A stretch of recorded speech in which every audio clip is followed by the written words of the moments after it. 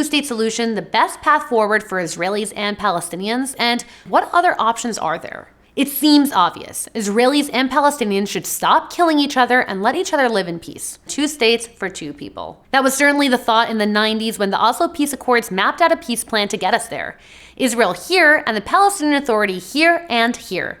The 2-state solution. Looks pretty straightforward, right? So, in the mid-90s, the first ever Palestinian governing body was formed, creatively called the Palestinian Authority.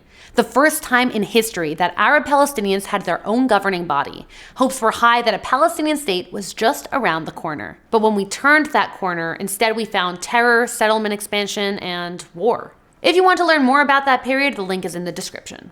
Since then, the 2-state solution has largely been on ice, but it's getting renewed attention. President Biden has once again suggested what's known as the 2-state solution. The U.S. is leading an effort not just to end the war in Gaza, but also, for the first time in history, establishing an internationally recognized Palestinian state side by side with a Jewish state. The problem? Palestinians don't want 2 states side by side, and Israelis are evenly divided on the issue. So, with so much opposition to a 2-state solution, are there viable alternatives? Let's look at 5 proposals out there that people are talking about. Number 5, the status quo. For a slim majority of Israelis, the grass is simply not greener on the other side. And the solution to the Israeli-Palestinian conflict is keep things the way they are. The status quo. So, looking at this map here, the status quo means Palestinian autonomy in Gaza. And in the West Bank, the Palestinian Authority governs these red areas, which are the main Palestinian population centers. Israel governs the yellow areas, meaning the rest of the West Bank. Israel's military controls a wider area, while Palestinian security controls only the primary population centers. But the IDF would still conduct limited security operations in the Palestinian areas as needed. Movement between the areas would be limited, and an undivided Jerusalem would be the capital of Israel, with Ramallah the capital of the Palestinian Authority. 5 million Palestinian refugees would remain in the West Bank and Gaza, Jordan, Syria, and Lebanon, where they've lived since 1948. For Israelis, the status quo is about as popular as the 2-state solution, but not surprisingly, it's not at all popular among Palestinians. What's more popular among many Palestinians is, number 4, Hamas's vision. In this thrilling and out-of-the-box plan, the state of Israel ceases to exist and is replaced with an Islamic state from the river to the sea. It's hard to know what Hamas really plans on doing with all of the Jews once they take over. Hamas's original charter uses Zionists and Jews interchangeably, but in their 2017 update, it says their fight is with Zionism and not with Jews. That said, apparently not everyone got the memo because there's still endless examples of Hamas leaders calling for the murder of Jews, you guessed it, from the river to the sea. Even if we give them the benefit of the doubt, which they don't deserve, things still don't look good for the Jews. All 5 million Palestinian refugees would be welcomed home and presumably take over the land or property they had prior to 1948.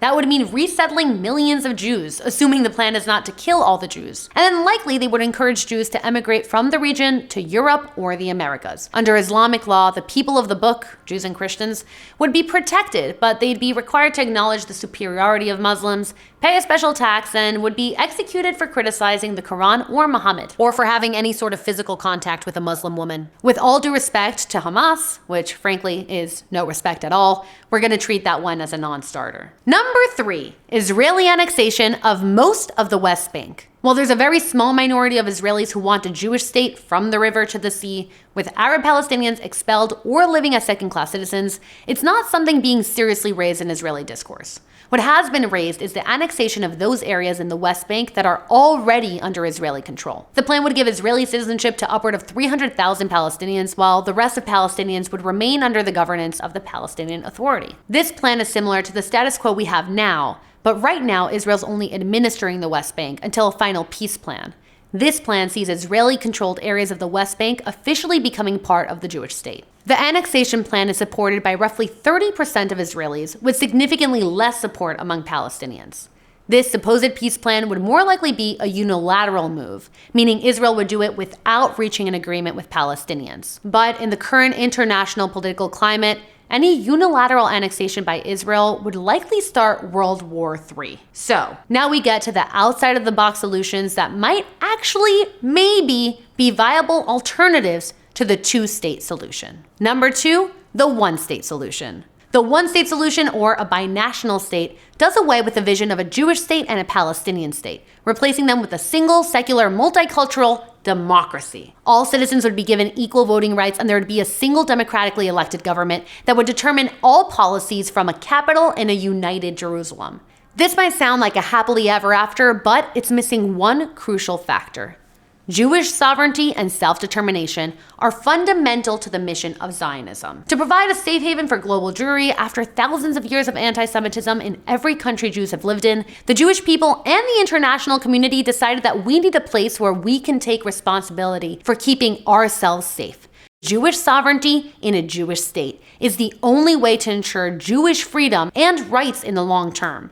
That issue gets hairier when you consider the population numbers in a one-state vision. There's currently 7 million Jews and roughly 7 million Palestinians between the river and the sea, which seems like the perfect balance until you account for 5 million descendants of Palestinian refugees who, according to the UN, maintain refugee status of their forebears. Considering roughly 3 million of those refugees don't have citizenship in their host countries and would likely move back to the single state, the demographics become very risky. Number 1, the Federation Plan. This plan is similar to the United States of America, but instead of 50 states, there's just 2. Since both Israelis and Palestinians are attached to the entirety of the land, this idea suggests sharing the land the way all Americans share the US, with a distinction between state rights and national laws. West and East Jerusalem become the capitals of Israeli and Palestinian states. Some Israeli settlements are removed while Israeli territory is swapped for others. Each state would be responsible for its own security and governance, but the Palestinian state would be demilitarized, at least for the foreseeable future. The federal authority would have equal representation for the Israeli and Palestinian states, and would oversee issues that overlap between the states, like water, economy, tourism, and national security. Freedom of movement between the states would likely be controlled for a period of time until mutual trust is achieved. Palestinian refugees would be allowed to move to the Palestinian state and would receive reparations if they can't return to the specific home their parents or grandparents lived in the Jewish state. 2 states, 1 country, made up of 2 peoples working together to build a shared dream on their shared land. What do you think? I'd love to hear your thoughts in the comments about which plan you like most and whether you think Israelis and Palestinians can actually come to an agreement on their own or need a solution forced on them by their respective benefactors. Ultimately, each of these plans and the 2-state solution are strongly imposed by extreme factions on both sides. Right now, the vision of 2 peoples living together in peace seems like a pipe dream. But peace between neighbors also probably looked unlikely in the midst of World War I and World War II. While I don't know if peace between Israelis and Palestinians is around the corner, if there's one thing I've learned from Jewish history, it's that however bad things get in the present, there's always hope for a better future.